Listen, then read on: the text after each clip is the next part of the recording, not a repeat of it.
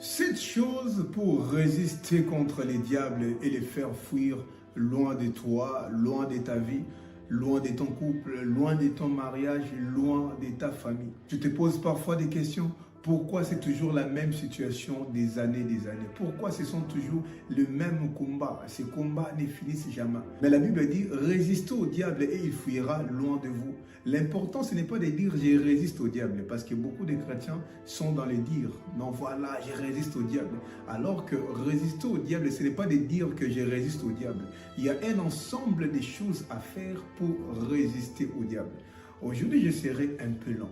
Mais je vais parler tellement de choses qui vont vraiment t'aider. Et surtout, la 7e chose, les derniers points, les 7e points, tu vas me donner raison. Tu vas me commenter cette vidéo.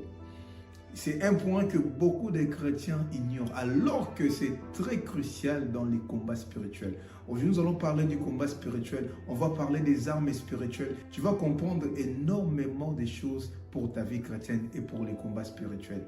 Vous savez comment on fait avant de commencer? Like déjà la vidéo pour permettre à ce que la plateforme la montre aussi à d'autres personnes. Et abonne-toi si c'est pour toi la première fois pour ne plus rien rater. Parce qu'ici, on fait des vidéos chrétiennes qui nous aident dans notre relation avec Dieu pour grandir spirituellement et ainsi de suite. Que Dieu vous bénisse. C'est parti. Le premier point, tu dois fermer l'accès. Tu dois fermer la porte au diable pour qu'il n'entre pas dans ta vie, pour t'attaquer, pour te détruire. Comprenez-moi très bien. Il y a beaucoup d'enfants de Dieu qui se posent la question, mais pourquoi moi je suis chrétien, j'ai donné ma vie à Jésus, mais je subis toujours les mêmes lois de ma famille. Quand vous regardez ce qui se passe dans ma famille et les choses qui se déroulent dans ma vie, c'est la même chose. Dans ma famille, les gens ne se marient pas. Moi aussi, je ne me marie pas. Dans ma famille, les gens ont du mal pour être stables dans la vie. Et c'est le même cas avec moi. Alors que la Bible nous dit, il n'y a plus de condamnation pour ceux qui sont en Jésus-Christ. Quand le Christ vous a franchi, vous serez réellement libre. Quand on est en Jésus, les choses anciennes sont passées. Voilà, toute chose est devenue nouvelle. Parce qu'à la croix, il a effacé l'acte dont les ordonnances nous condamnaient. Mais toutes ces choses-là, moi, je ne les vois pas. Parce que je suis toujours sous les condamnations de ma famille. L'autre fois, on priait pour une sœur à l'église. Elle est tombée. Et pendant qu'on priait pour elle, il y a un membre de sa famille qui a commencé à parler en elle. Non, voilà, c'est moi qui la bloque. Elle aura toujours du mal à concevoir parce que c'est moi qui mange tous ses enfants. Et c'est exactement ce qui s'est passé dans la vie de cette sœur-là. Elle ne mettait pas au monde. Voilà, il y a beaucoup d'enfants de Dieu qui passent par ce genre de situation alors qu'ils prient, mais c'est comme si ils sont toujours sous les lois, sous les combats de leur famille. Vous devez comprendre une réalité très bien. Notre combat avec les diables, c'est un peu comme les enfants d'Israël. Les enfants d'Israël étaient en Égypte. L'Égypte qui symbolise le monde. Alors, ils étaient sous l'emprise du Pharaon. Pharaon qui est l'image du diable. Par la grâce de Dieu, Moïse les a libérés. Quand ils sont sortis de l'Égypte, vous allez voir que Pharaon n'avait pas accepté la défaite. Et il a cherché par tous les voies et moyens pour les faire retourner en Égypte. C'est ça notre combat avec le diable. Nous aussi, autrefois nous étions au monde, sous les lois de nos familles, sous les condamnations de nos coutumes. Mais Christ est venu pour nous libérer et nous sommes affranchis de toutes les lois de nos familles. Mais les diables ne s'avouent jamais vaincus. Il cherche par tous les voies et moyens pour nous faire retourner dans les lois de nos familles, pour nous faire retourner au monde. Mais la différence avec nous et les enfants d'Israël, les enfants d'Israël, quand ils sont sortis d'Égypte, ils se dirigeaient vers Canaan. Alors pour arriver à Canaan, il y avait beaucoup de combats qu'ils devaient livrer. Ils devaient d'abord conquérir plusieurs nations avant d'accéder à Canaan. Mais nous, on ne livre plus encore des combats pour accéder à notre destinée. On n'a plus encore des choses à gagner pour accéder à notre destinée. Parce qu'à la croix, Christ a vaincu le diable. Oui, il est venu pour détruire toutes les œuvres du diable et il nous a accordé cette victoire-là. À la croix, Christ a gagné les batailles de nos familles. Christ a gagné les lois de nos coutumes. Christ a gagné le combat de notre destinée et il a fait de nous plus que vainqueurs. La Bible dit, vous êtes plus que vainqueurs par celui qui vous a aimé. Il nous a donné le pouvoir de marcher sur les serpents, sur les scorpions, sur toute puissance de l'ennemi. Et Christ nous a dit, rien ne pourra vous nuire. Mais quand tu regardes ta vie, ce n'est pas la même chose. Alors que Christ t'a donné le pouvoir et il a dit que rien ne pourra te nuire. Les diables, il connaît ces choses. Il sait que celui qui est en toi est plus fort que lui. Le diable ne vient pas comme ça pour te combattre, parce qu'il ne pourra pas. Alors, il va utiliser des ruses pour que toi-même tu ouvres les portes, pour que toi-même tu lui donnes accès, afin qu'il vienne te combattre, détruire, tuer et voler des choses en toi. Je vais vous raconter une histoire qui vous fera comprendre ce dont je parle. Pendant que j'étais au pays, notre maman avait une maison d'habillement et notre cousin vendait là. Alors un jour, moi, mon petit frère et notre cousin, nous étions assis à l'extérieur de notre maison. Il y avait des articles qui étaient à l'extérieur et d'autres qui étaient à l'intérieur. On voit deux femmes, elles étaient très bien habillées, juste pour tromper notre vigilance. Tu n'auras même pas idée que ce sont des voleuses. Elles sont venues, une a choisi un habit, c'était 20 € si je ne me trompe pas. Elle donne à notre cousin 20 $. Notre cousin prend l'argent, il le met dans le porte-monnaie et il prend le porte-monnaie et il le met dans sa poche. Et les femmes lui disent, voilà, on comprend que ici tu n'as pas les pantalons d'homme. Nous allons de l'autre côté pour chercher un pantalon d'homme et nous allons revenir. Elles lui ont laissé l'habit qu'elles ont acheté. Elles sont parties, elles ont trouvé un pantalon d'homme. Elle demande à notre cousin, s'il te plaît, on voit que tu as presque la même taille avec notre frère. S'il te plaît, est-ce que tu peux nous essayer ces pantalons pour voir simplement si ça va aller avec notre frère? Gentiment, notre cousin accepte, il entre, il enlève son pantalon, il met maintenant le pantalon qu'on avait acheté. Il est sorti pour montrer à cette femme-là. Ah non, c'est vraiment très bien, ça va aller avec notre frère. Pendant qu'elle parlait ainsi, l'autre choisit encore un autre habit. Elle dit à notre cousin, j'entre pour essayer. Elle est entrée, elle a essayé, elle est sortie. Elle dit non, voilà, c'est bon. Tous les habits qu'on a choisis, c'est bon.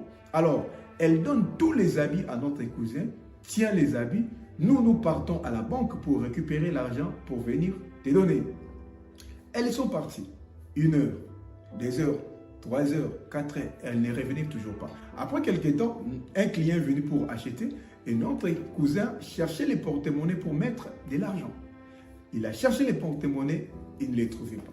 Il a fouillé partout, on a demandé à tout le monde, on ne trouvait pas toujours les porte-monnaies. Il a commencé à s'inquiéter, mais j'avais les porte-monnaies avec moi, mais comment je ne les trouve pas? Après quelques temps, moi je leur dis non, ces femmes ici nous ont volé. Mais comment est-ce possible? Comment est-ce qu'elles peuvent nous voler? On était tous là. Moi j'ai dit, elles sont vraiment rusées. Quand elles sont venues, le premier but était de comprendre où est-ce que notre cousin mettait de l'argent. C'est pourquoi elles lui ont donné 20 $. Quand notre cousin a mis l'argent dans les porte-monnaies et ils ont compris que non, il met l'argent dans les porte-monnaies. Et où se trouvaient les porte-monnaies? Dans la poche de son pantalon. C'est pourquoi elles sont parties pour chercher un pantalon dans le but de lui faire enlever les pantalons qui avaient les porte-monnaies. Et notre cousin a enlevé les pantalons, il l'a laissé à l'intérieur. Il est sorti pour leur montrer les pantalons qu'il avait portés. L'autre a choisi un autre habit pour entrer à l'intérieur dans le but de voler les porte-monnaies. Ce n'était pas pour essayer l'habit en question. Et c'était comme ça. Elles sont parties pour du bon et elles ont volé les porte-monnaies. Alors que les porte-monnaies contenaient l'argent pour les habits qu'il a vendus pendant toute la semaine. Et il a pleuré, c'était comme ça. C'est comme ça aussi avec les diables. Les diables nous connaissent très bien. Il vient avec des ruses sans que tu te rendes compte pour voler des choses dans ta vie, pour détruire des choses dans ta vie, pour tuer des choses dans ta vie. C'est pourquoi quand vous lisez le livre d'Éphésiens chapitre 6, en commençant même par le verset 10, l'apôtre Paul nous parle de la réalité du combat spirituel. Il nous dit que notre combat n'est pas d'abord contre la chair et le sang, mais c'est un combat qui est spirituel. Et vous allez voir, il nous a donné les armes avec lesquelles on doit combattre les diables. Mais quand vous essayez de bien vérifier, vous allez voir que parmi toutes les armes dont l'apôtre Paul nous parle, à 90%, ce sont les armes défensives. les armes qui te permettent de te protéger avec une seule arme offensive. Mais comment nous nous sommes habitués à attaquer les diables, à les lier, à les jeter dans les abîmes, à les jeter les feux? Mais il nous donne les armes pas pour attaquer les diables, mais pour se protéger. C'est pour te dire que nous avons déjà la victoire. La chose qui nous reste à faire, c'est sauvegarder cette victoire-là. C'est pourquoi tu dois avoir les armes qui te permettent de te protéger. Parce que quand tu te protèges très bien, tu rends vulnérable les attaques du diable. Il nous a parlé du casque. Les casques, ce n'est pas pour offenser, c'est pour se protéger. Il nous parle de bouclier. Le bouclier, c'est pour se protéger. Il nous parle de la cuirasse pour se protéger. Il nous parle de la chaussure. C'est pour se protéger. Les combats avec les diables, ce n'est pas comme un combat de boxe où l'adversaire va t'attendre que tu montes sur les rings pour commencer à t'attaquer. Non, les diables n'attendent pas que tu viennes à l'église pour qu'ils t'attaquent. Les diables n'attendent pas que tu commences la prière pour qu'ils t'attaquent.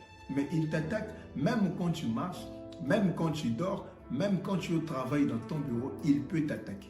C'est pourquoi il faut se protéger. Parce que quand tu te protèges bien, la Bible dit, ils viendront par un seul chemin, mais ils fuiront devant toi par 7 chemins. Parce que celui qui est en toi est plus fort que celui qui est dans le monde. C'est pourquoi tu dois te protéger. Comment les diables nous attaquent? C'est quand on ne se protège pas, on lui donne l'accès et il nous attaque. Alors, comment se protéger contre les ruses du diable? C'est par là qu'on va entrer à notre deuxième point.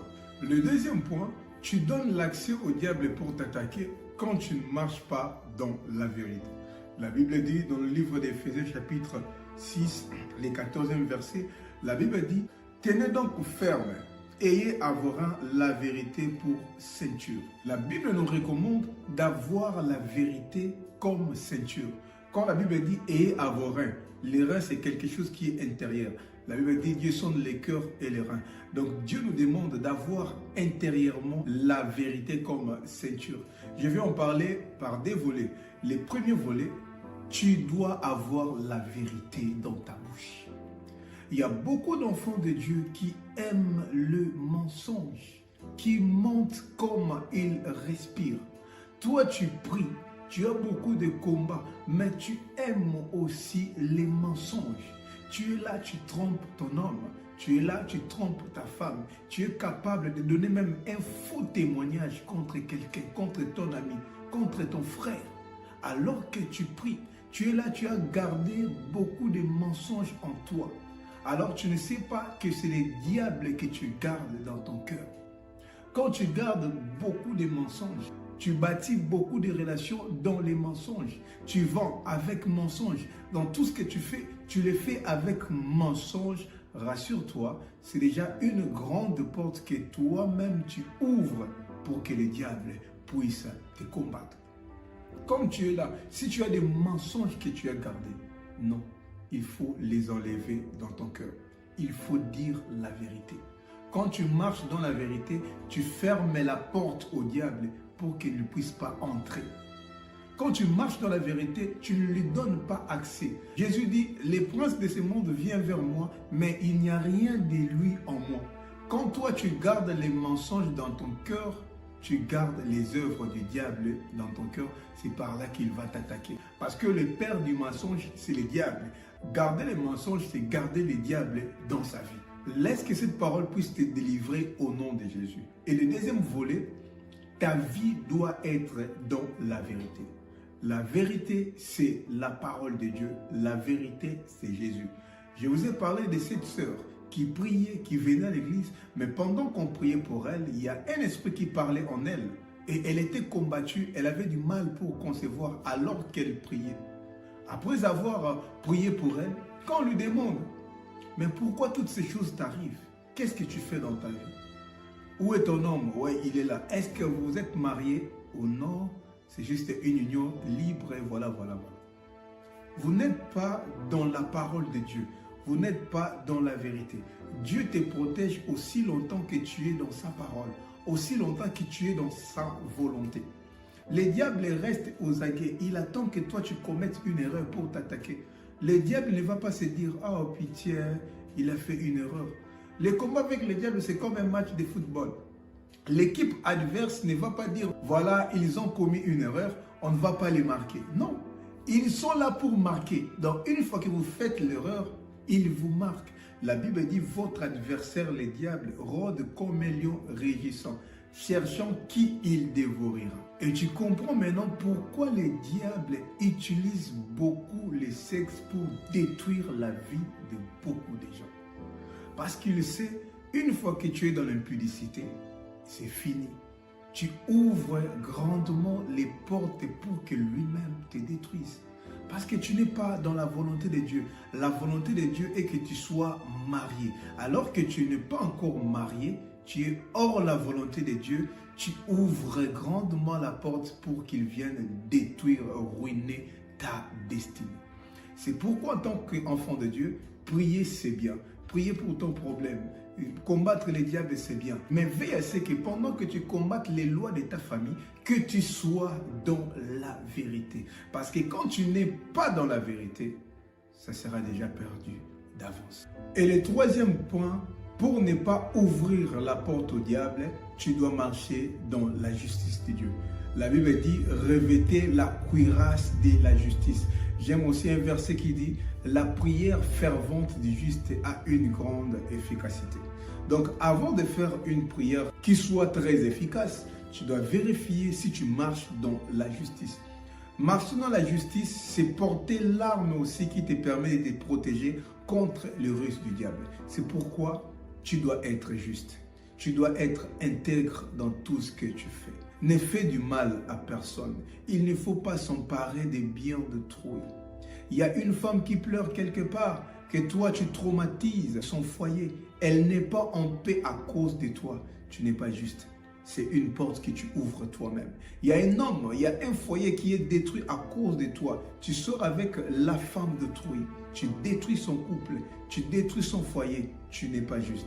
Tu fais une affaire avec quelqu'un, tu lui bouffes de l'argent, tu fuis avec son argent. Tu n'es pas juste. Dans tout ce que tu fais, quand tu fais du mal gratuitement aux autres, tu n'es pas juste dans tout ce que tu entreprends. C'est une porte que tu ouvres dans ce que tu fais. Même dans ton commerce, même dans ton travail, sois intègre. Fuis la corruption. Parce que toi, tu dis que non, voilà, personne ne va savoir. Oui, personne ne va savoir, mais le diable va profiter pour te détruire. 4. Tu dois avoir les boucliers de la foi. La Bible dit, prenez par-dessus tout cela les boucliers de la foi avec lesquels vous pourrez éteindre tous les traits enflammés du diable. Dans d'autres versions, on dit toutes les flèches de l'ennemi. La foi, c'est une arme. La foi ne te permet pas seulement pour avoir des choses venant de Dieu, mais la foi, c'est aussi une arme. La foi, c'est un bouclier qui te permet de contrer toutes les attaques du diable. On parle des traits enflammés, donc des flèches enflammées, donc des attaques qui sont violentes de l'ennemi. Il y a des moments où le diable t'attaque. Il déclare une guerre contre toi. Il commence à lancer des assauts qui sont violents. Et pendant ces temps, tu dois sortir ton bouclier. Tu sais, quand deux pays sont en guerre, l'un va détruire l'autre. La première des choses, il faut comprendre son système de défense. Parce qu'une fois que vous attaquez son système de défense, c'est fini, il devient vulnérable. Le diable sait qu'une fois que tu n'as plus de bouclier, c'est fini. Il va t'atteindre, il va te faire du mal facilement. C'est pourquoi le diable s'attaque souvent à notre foi. Il sait que dès que tu baisses ton bouclier, c'est fini, tu deviens facile. Il va facilement finir avec toi. Il va lancer les événements compliqués. Il va lancer des choses qui viendront te faire perdre le moral pour que tu baisses ta foi. Tu vas comprendre avec moi, souvent, les événements compliqués qui arrivent dans notre vie, ce n'est pas d'abord pour nous détruire. Le diable n'a rien contre tes enfants. Le diable n'a rien contre ton travail. Le diable parfois n'a rien contre ton mariage.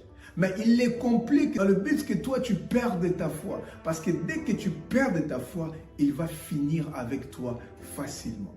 C'est pourquoi quand les choses compliquent dans ta vie, toi tu dois comprendre que tu dois lever ton bouclier. Tu dois monter encore dans ton niveau de foi. Je vois encore David, il passait par des moments très très difficiles. Mais il dit, même si je marche dans la vallée de l'ombre de la mort, je ne crains aucun mal. C'est ça la foi.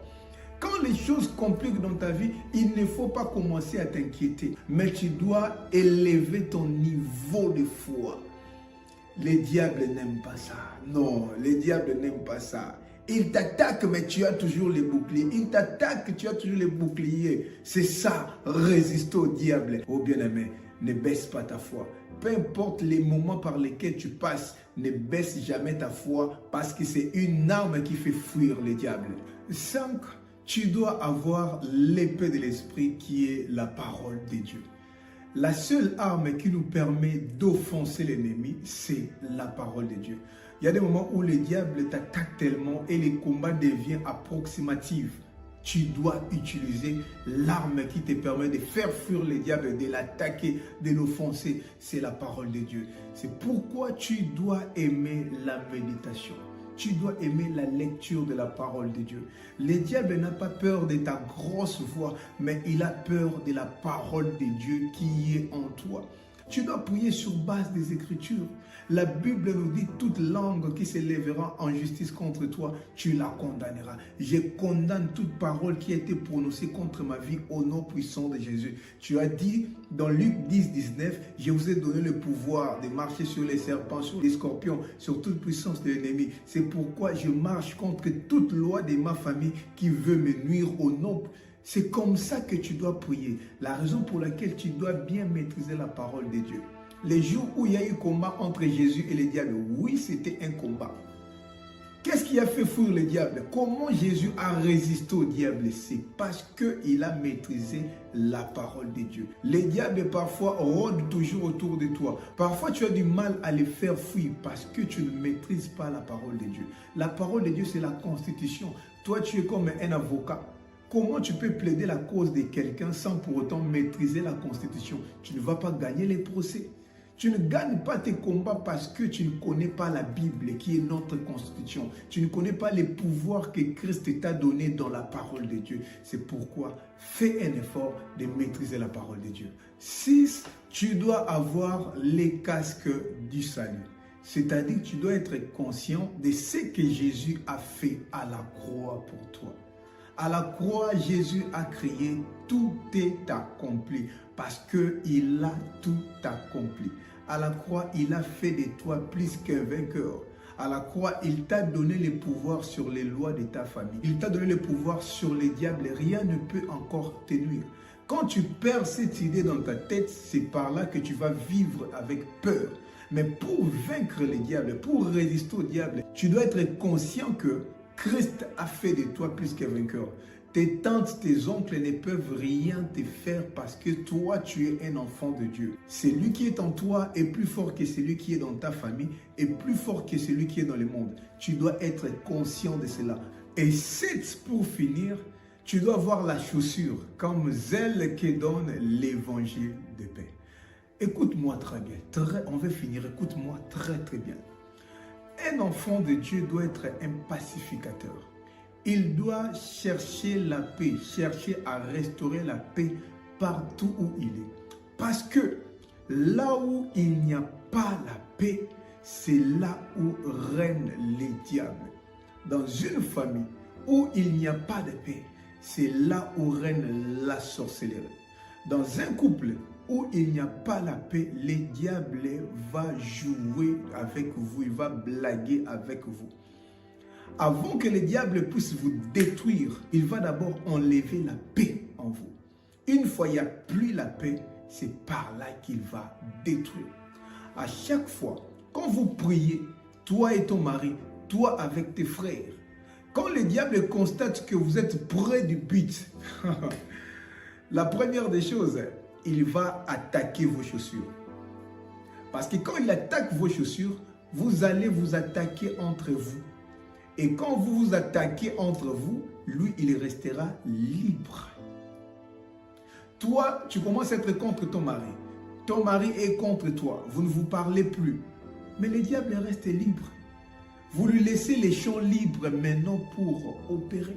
Tu verras dans la famille, la grande sœur ne parle pas avec la petite sœur. Papa ne parle pas avec les grands frères. Les grands frères ne parlent pas avec la petite sœur. Dans une famille comme ça, la sorcellerie va régner. Dans une famille comme ça, vous aurez que des combats, que des combats, que des combats, que des combats. C'est pourquoi même toi qui es marié, même toi qui es fiancé, fais attention.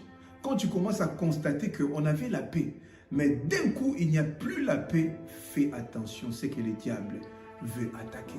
C'est pourquoi la Bible nous dit, ne dors pas avec colère.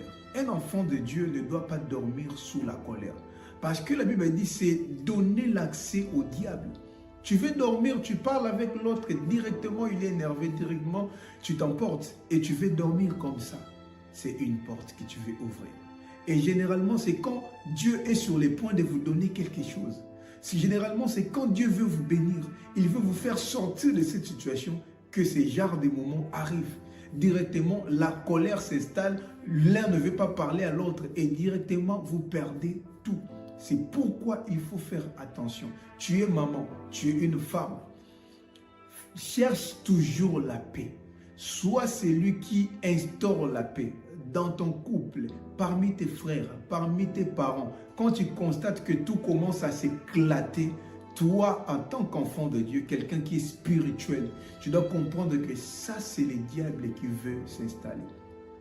On était en paix, mais quelqu'un vient pour te dire, tu vois l'autre, même à l'église. Quand le diable veut détruire une église, la première des choses, il va vous détourner entre vous.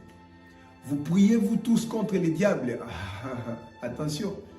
L'un viendra pour dire non, tu vois, c'est que les pasteurs avaient dit. Non, l'autre frère là avait dit ça pour toi. Même dans un département de chanter par exemple. Non, l'autre là avait dit que toi tu ne chantes pas. Elle vient, mais elle ne veut pas chanter, elle ne veut plus parler à personne. Les autres là comprennent aussi, elle ne veut pas nous parler, qu'elle reste dans son coin. C'est comme ça que le diable va entrer pour détruire. Là où règne l'harmonie, le diable ne fout pas ses pieds là. Là où tout est en ordre, là où il y a le calme, là où il y a la paix, le diable n'a pas d'accès. Quand tu veux faire fuir le diable dans ta vie, quand tu veux faire fuir le diable dans ton couple, quand tu veux faire fuir le diable dans ta famille, restaurer la paix. Tu es un homme, le chef de la famille, tu es un frère. Cherche toujours la paix. Que Dieu nous bénisse. Laissez-nous un commentaire gentil et partagez aussi la vidéo avec les amis et la famille. Que Dieu nous bénisse et on se voit à la prochaine vidéo.